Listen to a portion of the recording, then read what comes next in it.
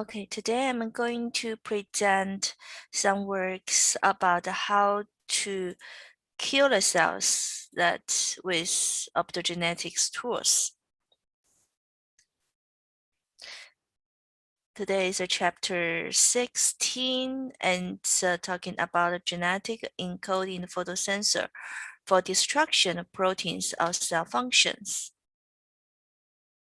So firstly, we were talking about this technique called CALI, the chromosome-assisted light inactivation.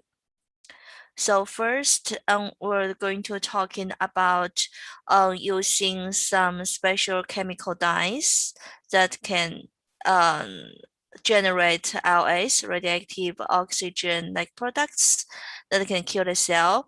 Then next, we're going to talking about other photosensors that's GFP best, like KillerRed, and also some applications to study the cells, study the cell transportation system, the Golgi system, and we're also going to mention some application in the chemotherapy against the tumor diseases.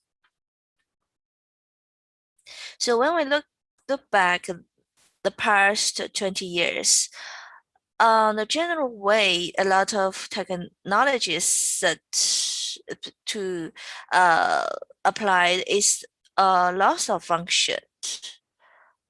a function studies, like gene knockout, RNAi, like siRNA, and those inhibitory drugs and antibodies that to perturb inhibit biology systems protein functions. Well, like previously, we're talking about a lot of rhodopsins and other rhodopsins. It seems like again a function of the light sensitive of the cells. And in today's lecture, we're going to focus on some optogenetics tools that can kill the cell and kill the proteins.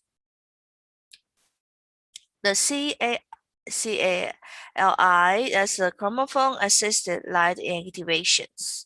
So generally is used to generate reactive oxygen species, ROS, through photoradiation of the chromosome in the photosensor to inactivate target molecules. RS has also high reactive and diffusing area in the cells not to be limited within 6 nanometer. So this is quite localized. So within these small scales, then we can confirm that, and this control can be quite temporal and especially limited and more precisely to control some subcellular areas cellular functions.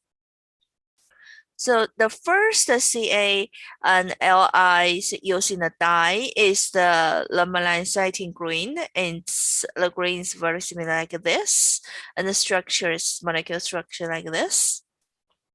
So the general mechanisms is that for those fluorescent molecules, after absorbing a certain amount of energy, then it will rise from and the zero like the resting state arriving to excitation state.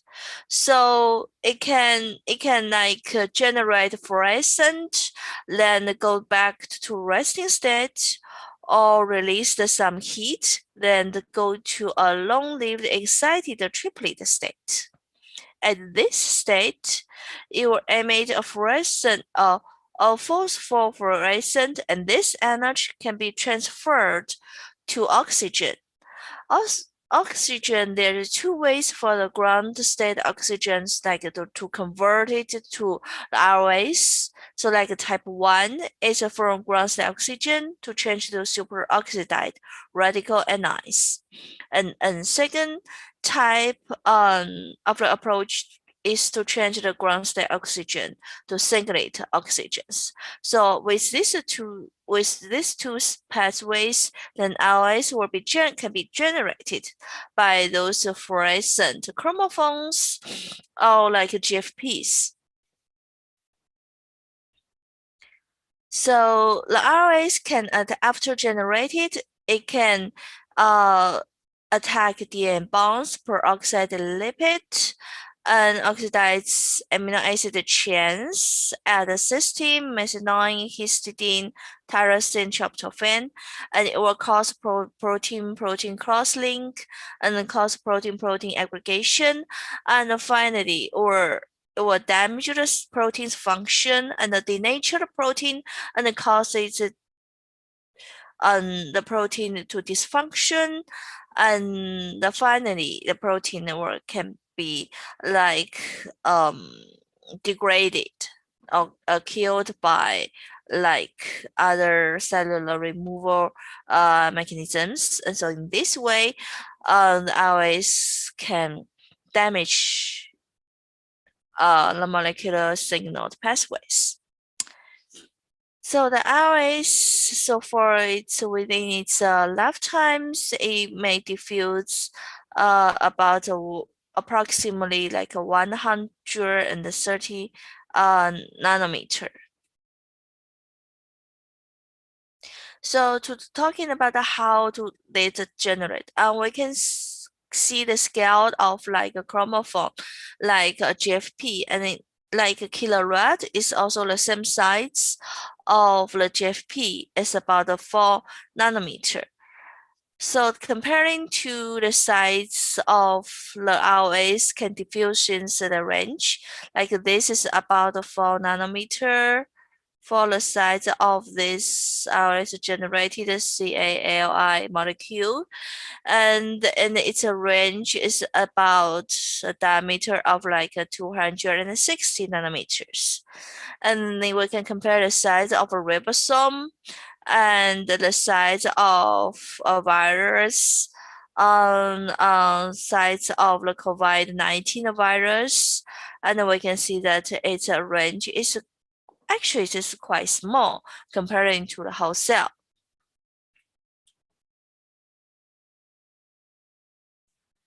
So here it shows that this is the antibody like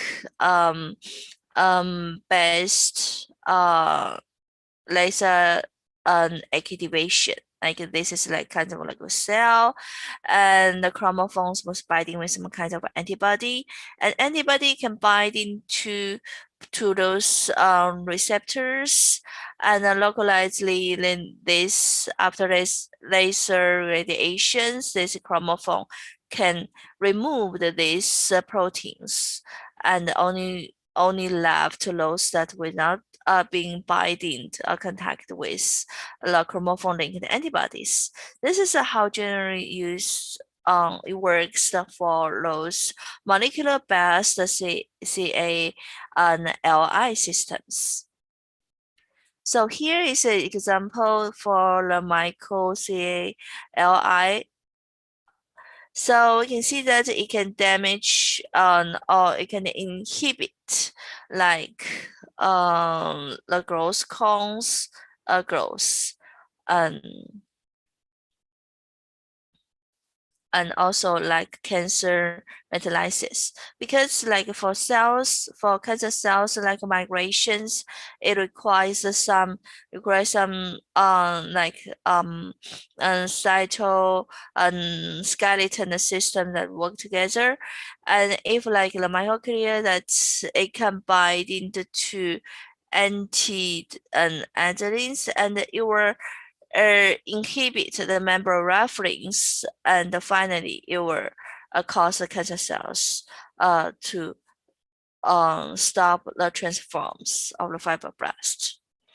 The first generation of the CALI method is target marker is directly labeled with myosin green, while an antibody And antibody must not influence on the function of target protein to blocking active site. So that's very important. To ensure proven targetability of the antibodies to the intent target, training process of immunoprotein with immunochemistry is required. While in the case of CALI for considerable of the cell, techniques for bulk loading such as tutorance, sequential loading, and separation are conducted. So this is how that can transfect this CALI into the cells. So there are several ways that can not only use the antibody, so there are other tag like, for example, this snap tags that can use to link link these CALI systems to the protein of interest. So generally say that in using transgenic method that can generate a protein fusion with a snap tag and with a label the CALI systems linked with this system. So these two can link together under chemical reactions and remove a guanine, and this can be very close to that they could attach to the protein of interest. Then after activation the CALI system with light, then the generation of the ROS can damage both the snap tag and the target proteins. And this is how the snap tag works instead of antibody systems.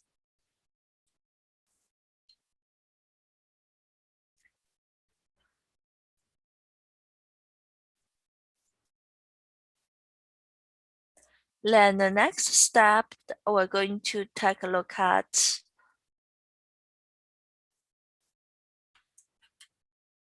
okay, so this is another tag that's called the hello tag. It's that this chromophone using some of the tags that can link together.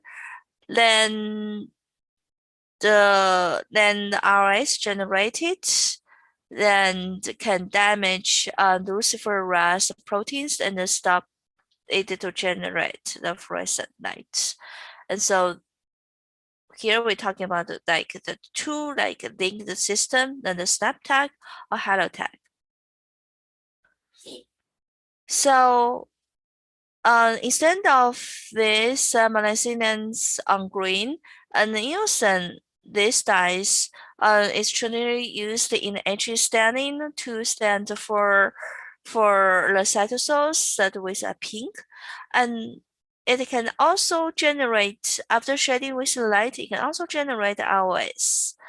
And in these studies, using this using that linked with antibody, then with green light, it can damage the AMPA receptors functions. Major concern about CALI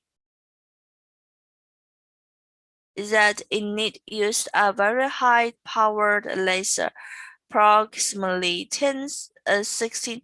Okay, so here that's because we use the fluorescent protein in a very wide range, and usually we considering like this fluorescent protein like GFP is quite safe.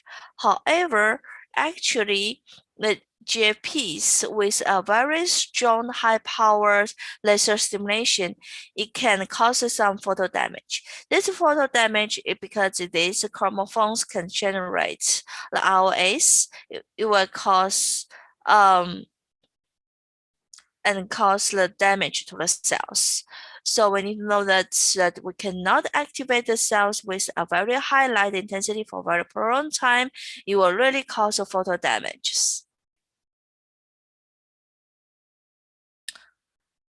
So here we show that those are GFP, and here in this study, they use GFP fusing of actinides, and after shedding the light, you can damage this system and cause the whole systems dysfunctional. So, and this and its application with this fluorescent protein. So now here is a list with the photosynthetic proteins, like generate like beginnings the KillerRed, and also they're in this palette they're also killer orange and the monomer killer orange, and also another color the super nova greens.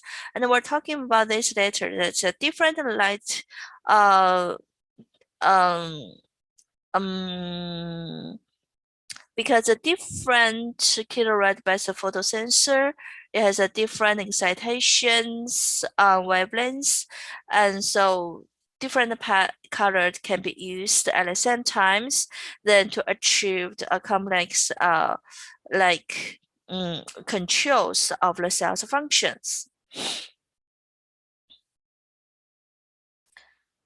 So the KillerRed is coming from this species, from this ANM2CPs, and the first generation is KillerRed, and later like updated the new versions with some orange color, green colors.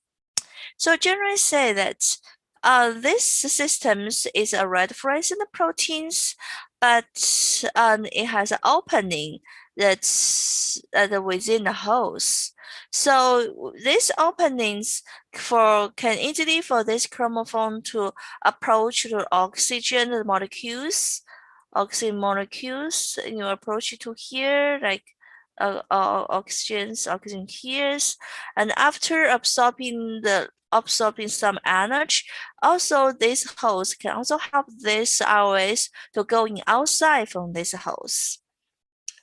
And in addition, because there's a host around here, so for like GFP is quite safe, and it's much safer is because the protein barriers that are surrounding this chromosome can absorbing a lot of ROS if it's generated during this photo reactions.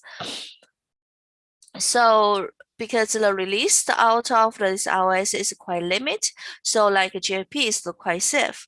Then KillerRed is a change these conditions that leaves opening over here, then the surrounding proteins will not be so efficient to remove the ROS, and also can coming out and cause the damage. So this is a central designed mechanisms because there's a big water channels that can help the oxygen's approach to chromophore and also to release the chromophore and to diffuse the surrounding environment.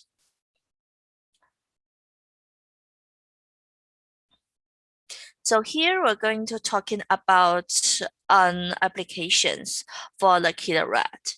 So here is a study to confirm that a very important protein, the GISP, its locations and at the different layers of a protein. Because previously people know that the grass per 55 and the grass per 65 will all localize the gauge. However, because the directions is so tiny and it's very hard for scientists to determine where the systems is located at the gauge on a different system. So studies tagged the JF65 with the KillerRed in these groups of experiment and targeting the JP55 with KillerRed in another groups of experiment. After shedding the light, so we can see here, after shedding the orange light radiation to activate the KillerRed, then kill either 65 or 55 here with orange light, then this is being killed with this orange light because there's a KillerRed here.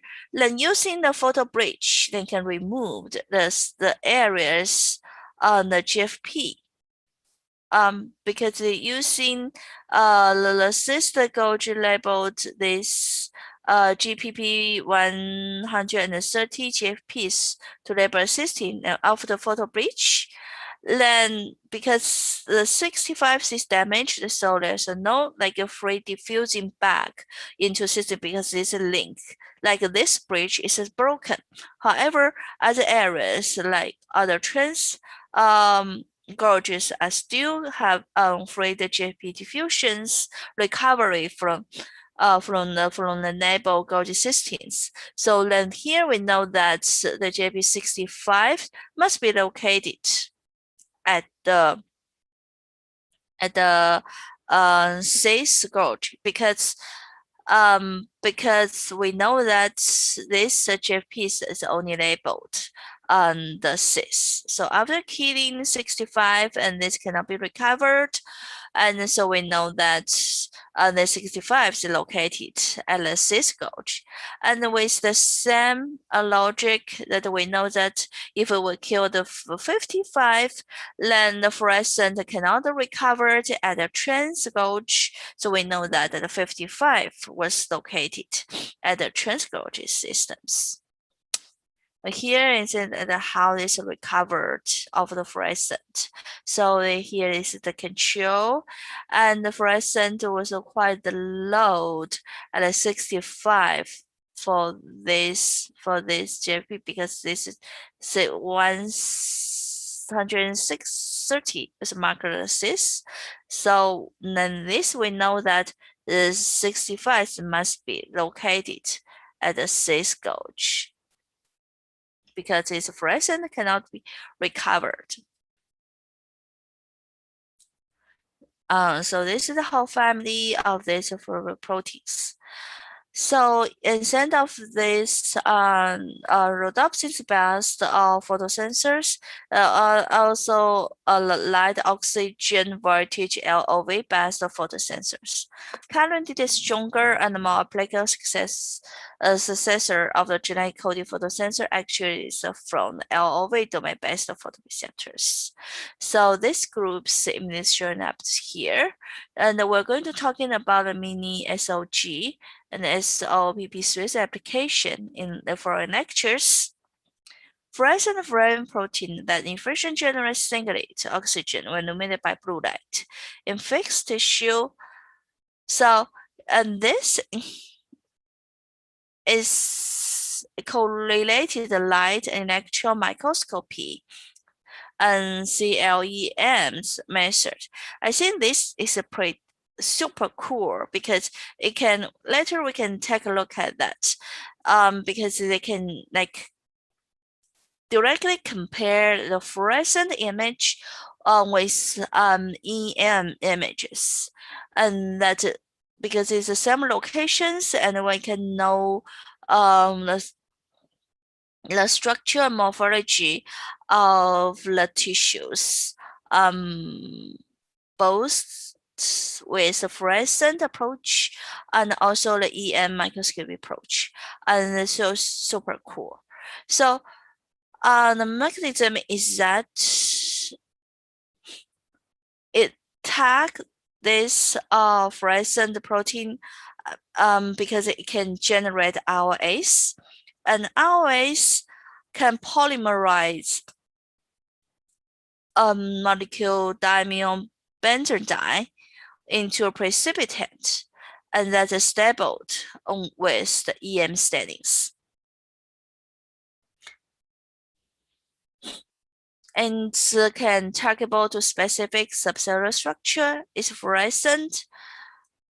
It only photooxidizes with the target area.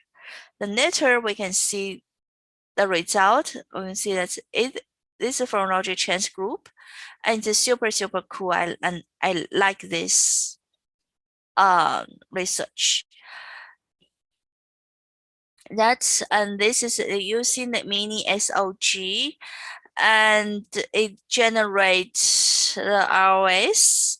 Then it generates ROS. Then ROS can change the DAB, the diaminobenzodiazepine, into a polymer.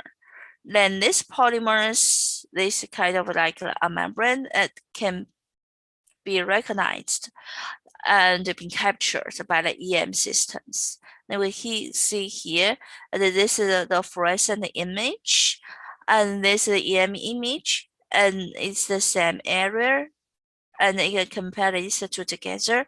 We see this result is super cool.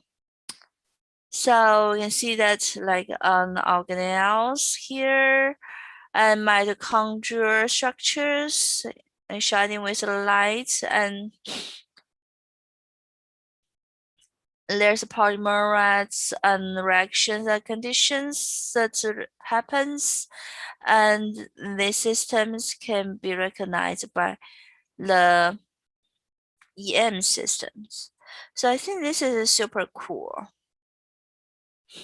that to have both images of both the fluorescent proteins, fluorescent image and the EM images, and compare these two together, and can show like different um, details and different focus on different like characteristics within different microscopy systems. I like it very much. It's super cool. And this image is much more clear than these ones. I see there's a lot of like structures that can be analyzed here. Also, because there are different colored palettes, so you can combine different CALI systems like with the supernova red, supernova greens, with different to transact with the different cells, then shading with a different excitation, light wavelengths, like using the blue light, it will kill those red green cells, and shading with orange light, it will kill those red cells. And this is another example that link these mini SOGs that the two different synapse proteins, and after shading with light, and this synapse will be killed or be damaged. So the whole signal transmissions of the synaptic transmitter release is being inhibited. And the post-synaptic action potential is being deleted with this CALI photosensor systems. And this also applied to study the mitochondrial systems. So here it shows example of a photodynamic chemotherapies using the KillerRed. Using the tag is a kind of like antibodies recognized to the specific cell types, then using the KillerRed to kill the cells. And so far, the difficulties apply genetic coding photosensor for photodynamic therapy difficult because like a cancer cells that were in the deep tissue, then how to make sure that the successfully reachable of the CALI light to target into the deep tissue is an important issue. So this deep penetrate therapies with the KillerRed is that actually they use a nanogold systems, a nanoparticle that it can generate the light.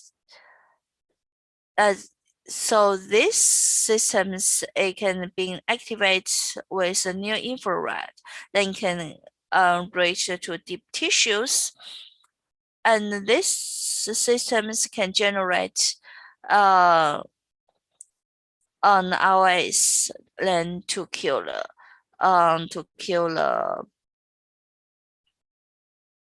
so you see that the link the KillerRed proteins and to this nanoparticle.